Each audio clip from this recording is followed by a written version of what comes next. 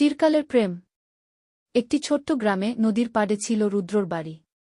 রুদ্র ছিল গ্রামের একজন মেধাবী ছেলে, যার চোখে ছিল বড় বড় স্বপ্ন। তিনি শহরে পড়াশোনা করে একদিন বড় কিছু করবেন, এমনটাই ছিল তার ইচ্ছে। একদিন সকালে গ্রামের মেলায় রুদ্রর সঙ্গে দেখা হয় তনয়ার। তনয়া ছিল শহর থেকে আসা, গ্রামের স্কুলে শিক্ষিকা হিসেবে নিযোগ পাওয়া এক মিষ্টি মেয়ে।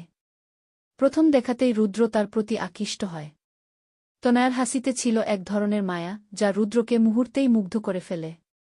তনয়া এবং রুদ্রর বন্ধুত্ব দ্রুতই গভীরতর হয়ে ওঠে। প্রতিদিন স্কুলের পর তারা গ্রামের পুকুর পাড়ে বসে গল্প করত। তনয়া শহরের জীবন এবং তার স্বপ্নগুলো নিয়ে রুদ্রকে বলত, আর রুদ্র তার ভবিষ্যতের পরিকল্পনা নিয়ে তনয়ার সঙ্গে আলোচনা করত। এভাবেই তাদের বন্ধুত্ব প্রেমে রূপ নিতে থাকে। একদিন রুদ্র তনয়ার কাছে তার মনের কথা খুলে বলে। তনয়াও জানায় যে সে রুদ্রকে ভালোবাসে। তবে তনয়া জানত রুদ্রর স্বপ্ন পূরণের জন্য তাকে শহরে যেতে হবে। তাই সে রুদ্রকে বলল, তুমি তোমার স্বপ্ন পূরণ কর, আমি তোমার জন্য অপেক্ষা করব। রুদ্র শহরে চলে যায় এবং অনেক কষ্ট করে পড়াশোনা শেষ করে একটি নামকরা কোম্পানিতে চাকরি পায়।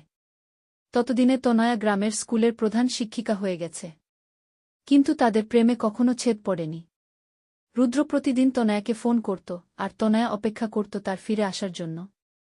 একদিন রুদ্র গ্রামের বাড়িতে ফিরে আসে এবং তনয়ার সঙ্গে দেখা করে। রুদ্র জানায়, আমি এখন আমার স্বপ্ন পূরণ করেছি, এখন আমাদের একসঙ্গে থাকার সময়। কি তনয়ার চোখে আনন্দের অশ্রু, কারণ তার প্রিয় মানুষটি ফিরে এসেছে। এরপর রুদ্র এবং তনয়া বিয়ে করে এবং তারা সুখী জীবন কাটাতে থাকে। গ্রামের মানুষ তাদের প্রেমের গল্প বলে এবং তারা হয়ে ওঠে গ্রামের অনুপ্রেরণা। উপসংহার: প্রেমের গল্পটি শুধু রুদ্র এবং তনয়ার নয়, এটি স্বপ্ন, সংগ্রাম এবং অপেক্ষার গল্প। তাদের প্রেম চিরকালীন হয়ে থেকে যায়, যা সবাইকে শেখায়, সত্যিকারের প্রেম কখনো হারায় না।